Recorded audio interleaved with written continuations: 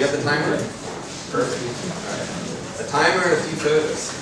That'd be good. Whenever I talk, I always try to take a snapshot of the audience, bring the kids into my world. It's always one of those fun moments for it. And so, as we'll say, sometimes it'll be like strange flex dad. So I'm learning what those links are. But it's great to be here with you today. It's fun to come off of a lot of that high energy from those initial keynote sessions. And I had a chance to, I had to leave a little early just to make sure that we got everything set up beforehand. But it was really fantastic to start to kind of hear those perspectives in terms of how is the church and how is society perceiving AI, how's the church perceiving AI, and really about and then the conversations around what does trust look like. I thought Liz's comment about really looking at it through the context of technical trust, ethical trust, and relational trust is so important here.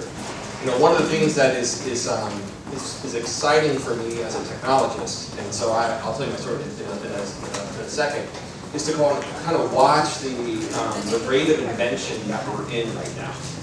And I haven't seen this sort of level of invention until the start of the 2000s. That's like we're just watching things change at such a rapid pace.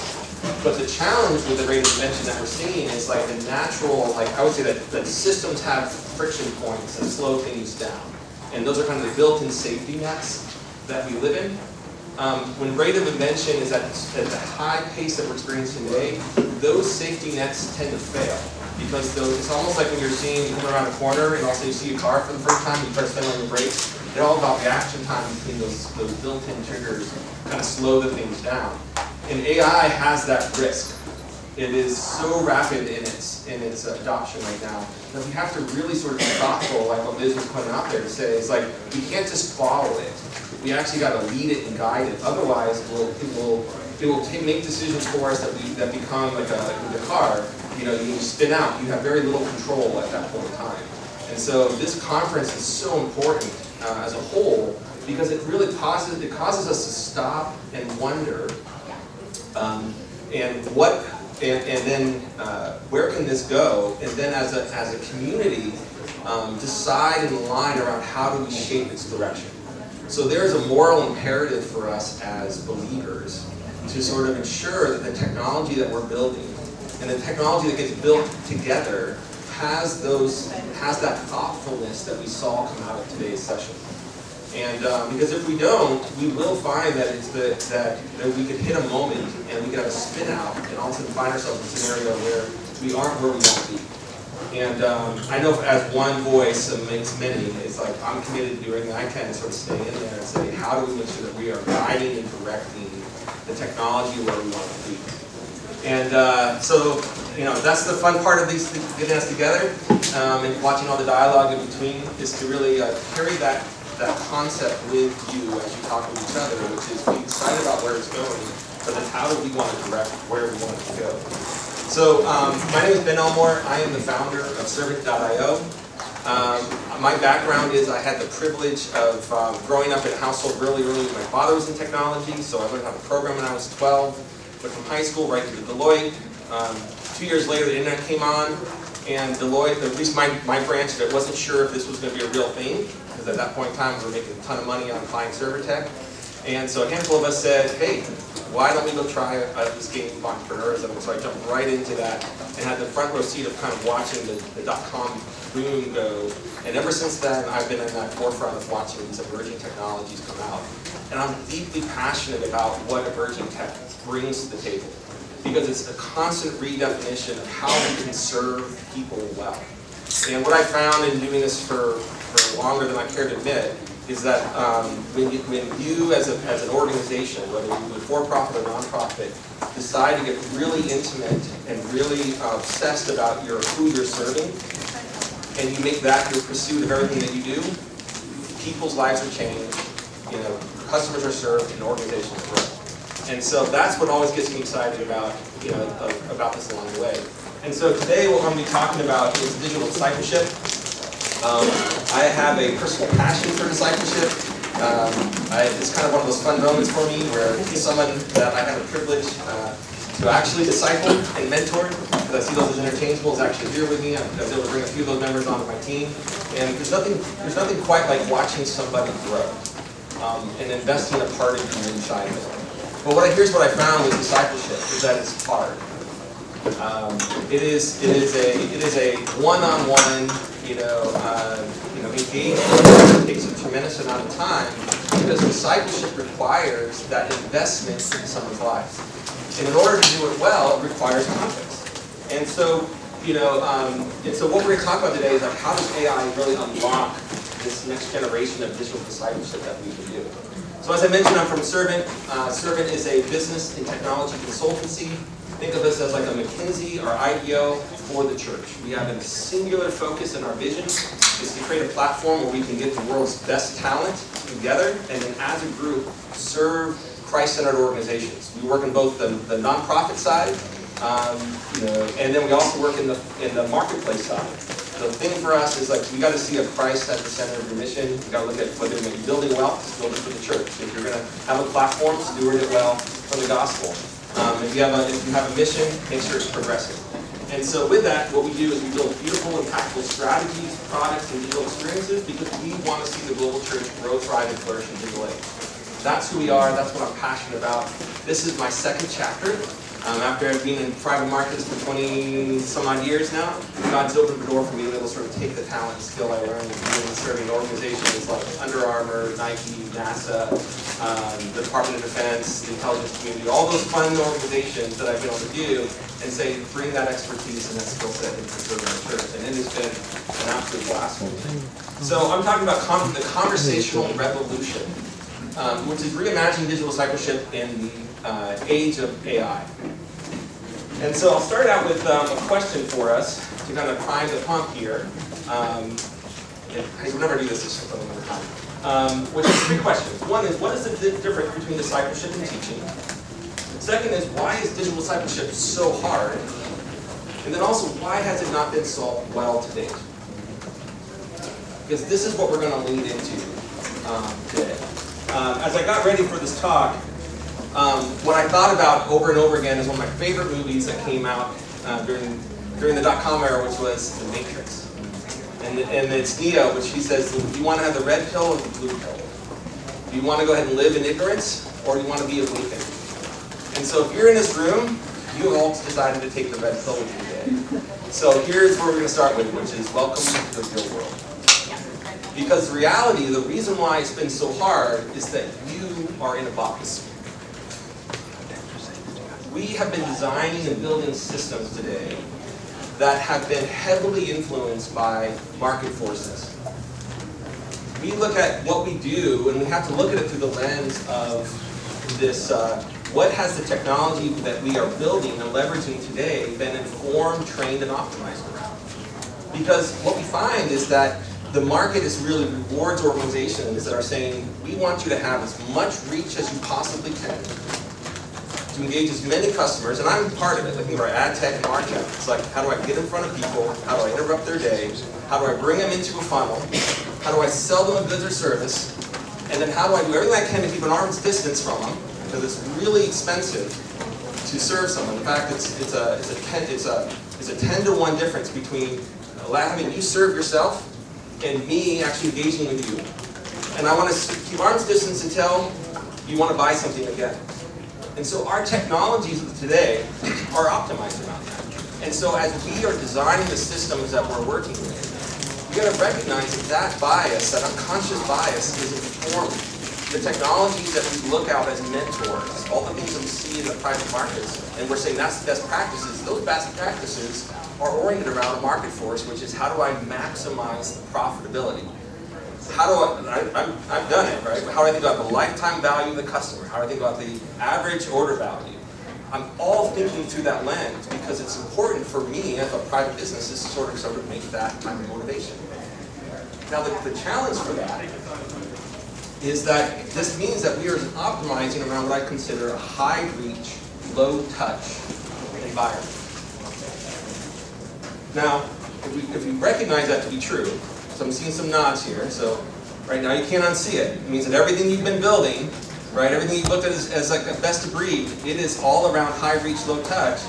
The challenge for that is that it means that we're optimized for reach, not relationships.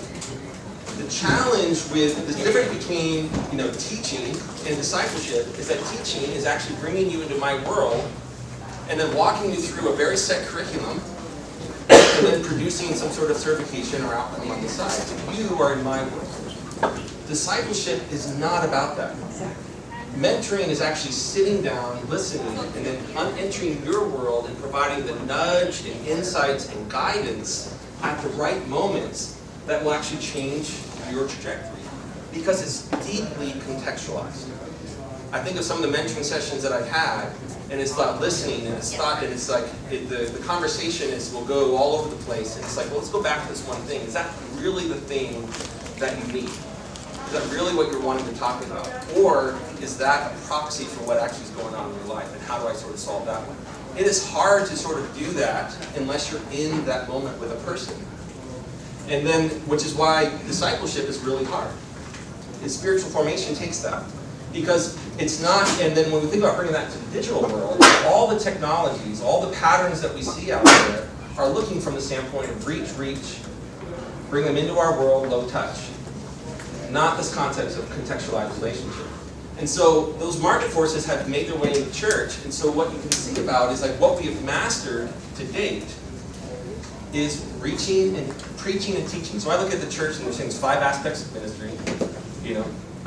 This is my framework. You can adopt it if you want to. You can challenge me if you want to too. I'd love to hear your thought. There's 5 aspects of ministry: preaching and teaching, which we've mastered.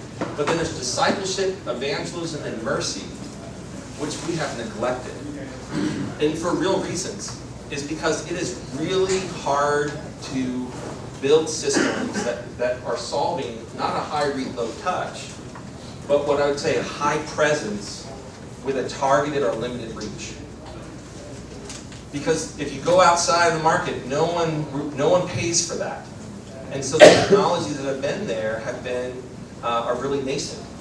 And so anyone that is doing a high degree of variability tends to be very large organizations where their smallest market segment is larger than most companies' primary market segment. And so as a church, we've been neglecting and setting aside discipleship, mercy, and evangelism because of the complexity to solve. So now we want to welcome ourselves to the AI revolution. Because the reason why those things are so hard to do is that it requires a tremendous amount of contextualization, which is high variability.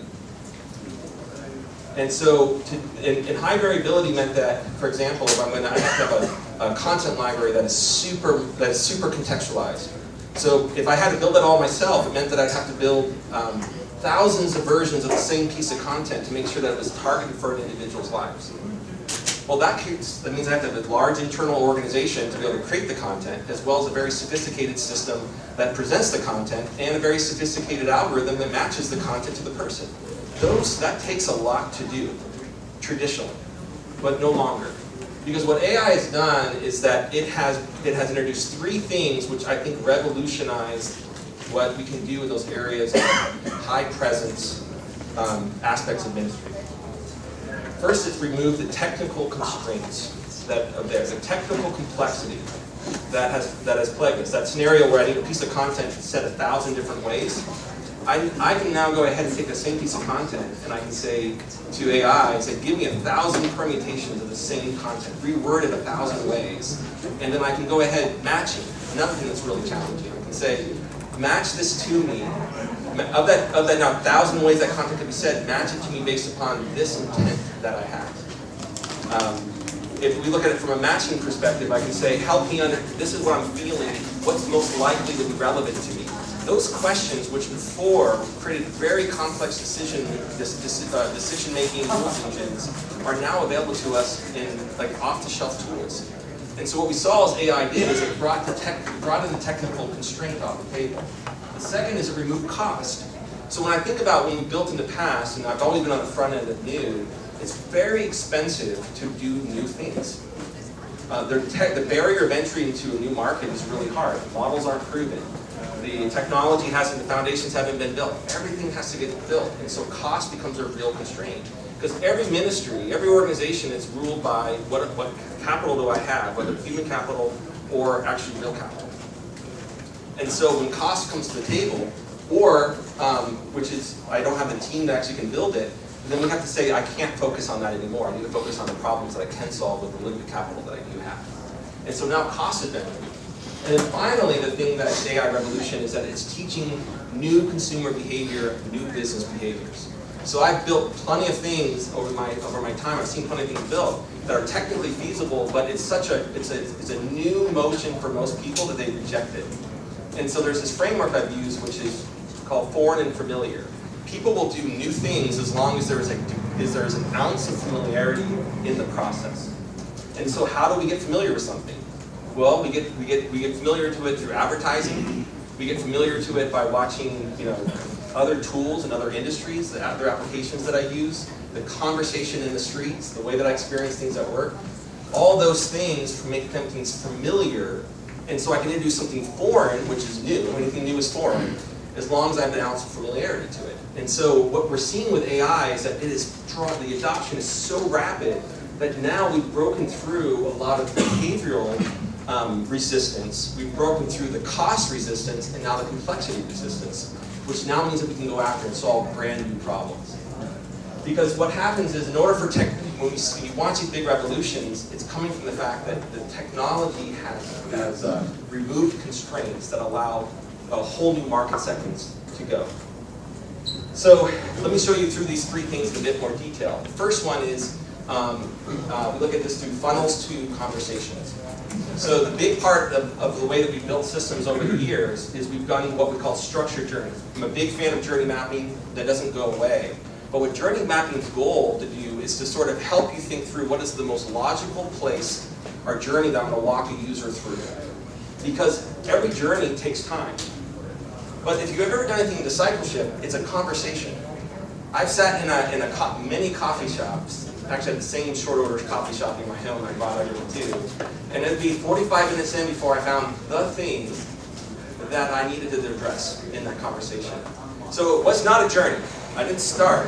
It felt more like being inside of a Plinko machine that was spinning. And eventually, something popped out and I said, that's the thing, and that's what we're going to do.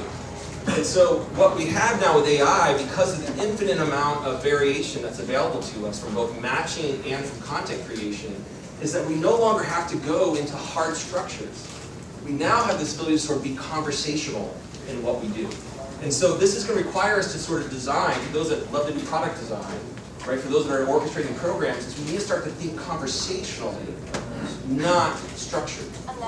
It's no longer trying to bring them down to the top 5 ways that I can bring you through it, but really kind of thinking about what are all the different topic points that are there that I can then go ahead and make available to the conversation I have. The second thing AI is allowing us to do is this idea of multimodality. I always love these big words, right? Which means is ability is that I can now have like the fact that I can use natural language, I can use speech, I can use chat, I can use this idea of a companion app, I can use a web app.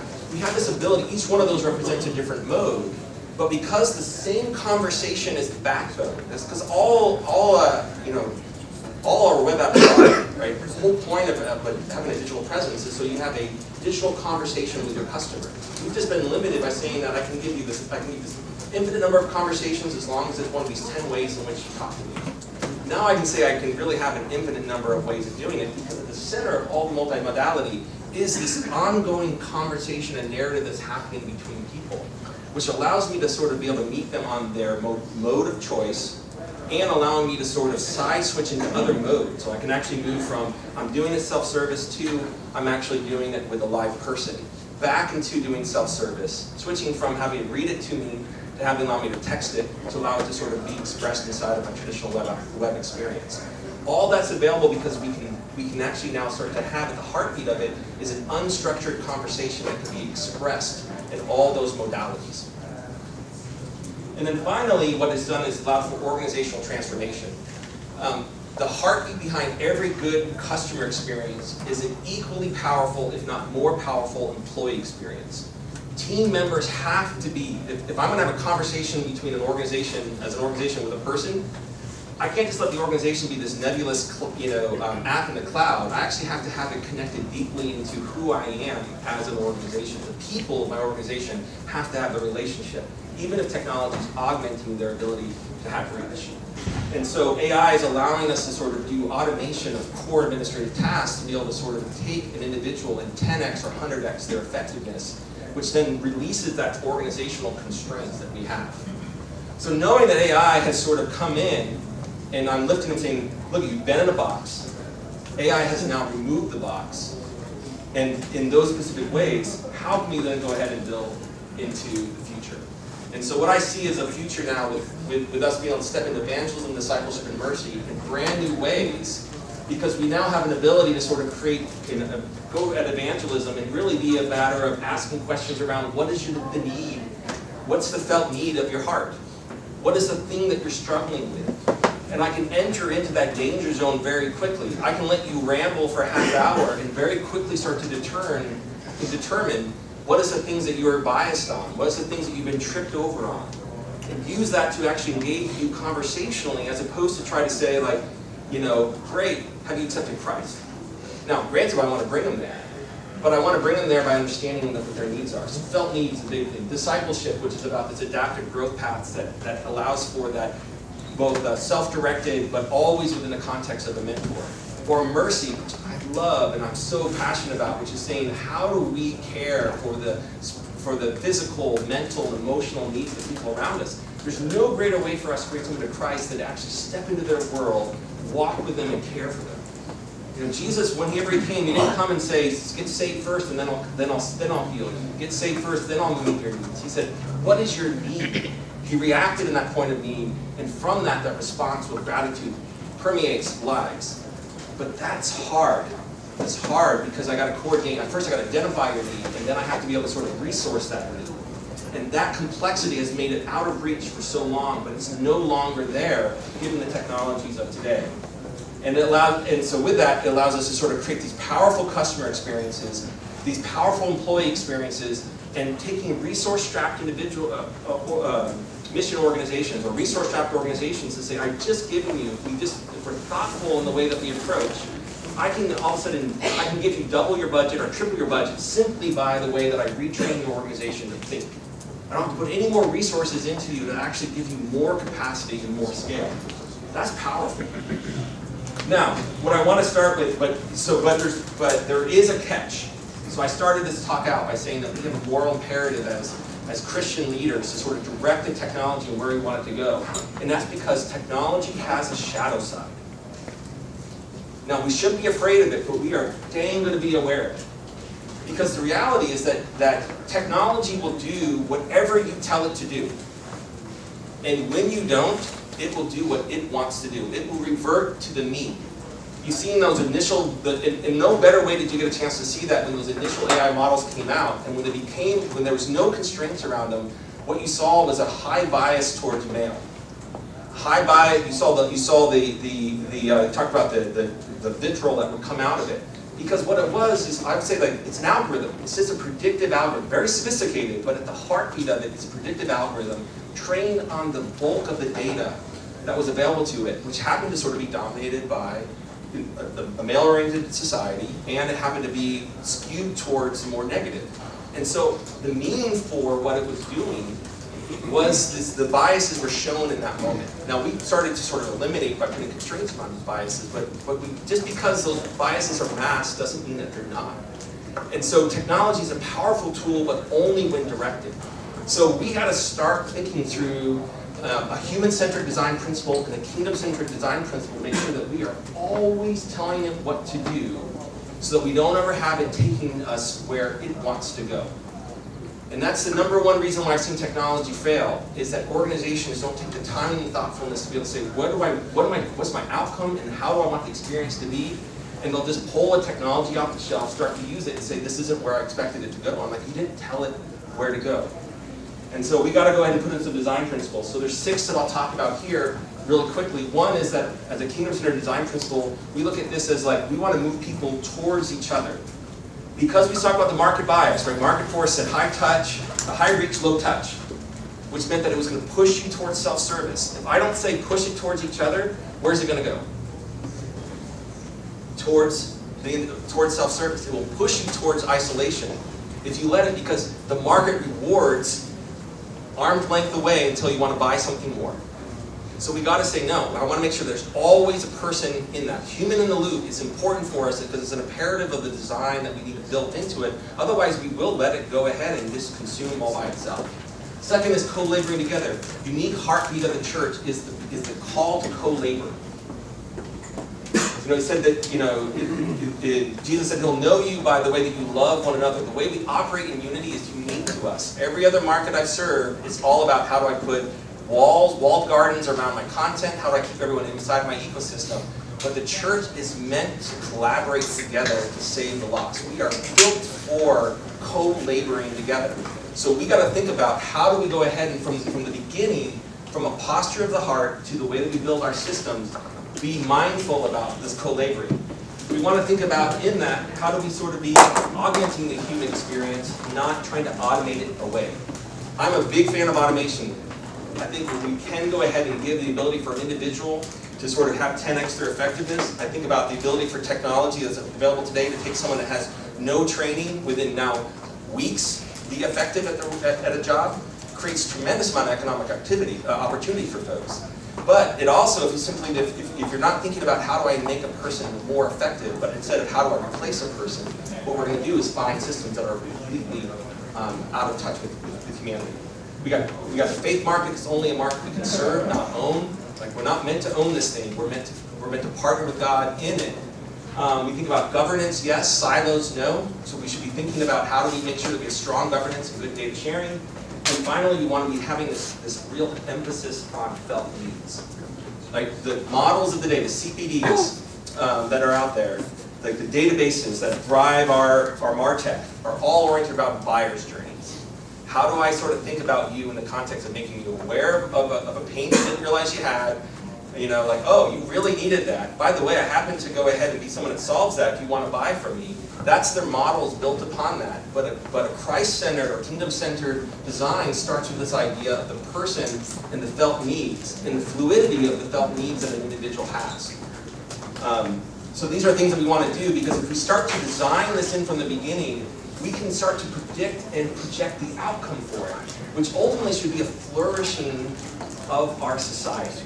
That's what we're going for. Because if we see a flourishing of a society and people get a chance to experience what it's like to be cared for and loved for, what we'll have is an opportunity to sort of captivate them and bring them into that ultimately that knowledge of Christ, which is what we're all seeking.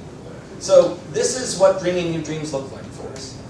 So we start with we've been in a box. Hopefully I've now shown you the real world, right? The real world built for comfort, and it's optimized for profit.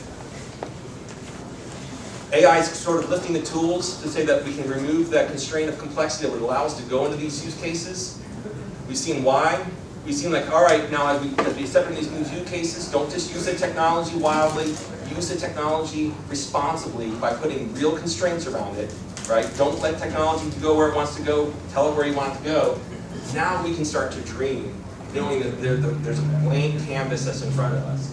So we can have discipleship tomorrow, right, where it's all about the nudge. It's about using data to understand the context and intent of a person, the desires, to be able to bring that in there. It allows evangelism, that evangelists to talk about the pain that someone's in or the reality someone's in, to be able to say that, because God's truth is applicable in all situations. It's not exclusively just for those that look a certain way or facing a certain problem, but for all situations, His truth is real. And what is mercy is around this idea of being able to say, how do I connect my talents, gift, resources, the resources of my community, to wrap our arms around our neighbor in a fresh way.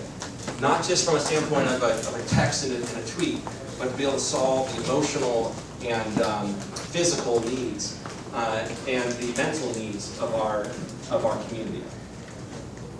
So these are some practical tips as we think about moving from structured processes that we've had, the structured journeys, into more of these conversational journeys. We have this idea of starting with relationship, not technology. Describe what you want the relationship to be in a discipleship. Flip the script, invert it. What is it like for you to enter people's worlds? Augmenting human mentors. We got to keep humans in the loop. Apply these Kingdom Zone design principles that we talked about. Experimenting with conversational journeys. Don't think linear.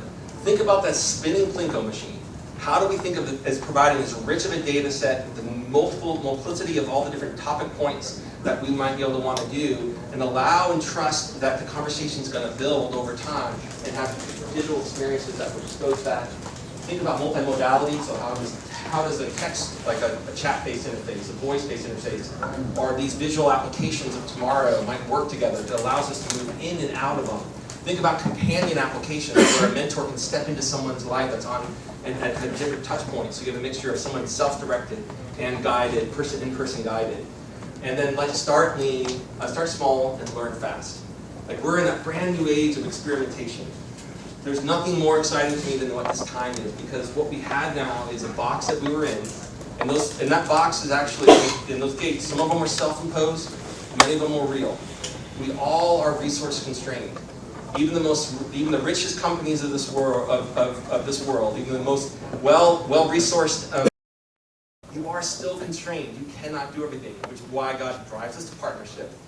But what we can do with this technology is, as those constraints, we overnight, by adopting AI and what it gives to us, we can see an immediate lift at 2 times without actually having to see of what our capacity and throughput can be, without ever having to sort of raise a single dollar more.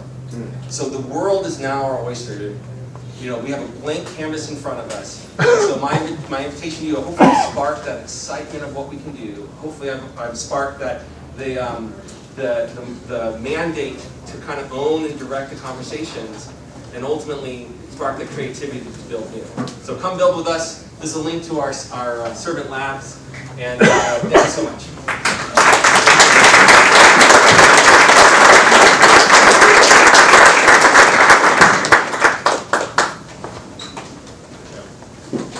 All right, I think I hit my 30 minutes, so you guys are ready to see the next section. Here, if anyone wants to talk more, thank you so much.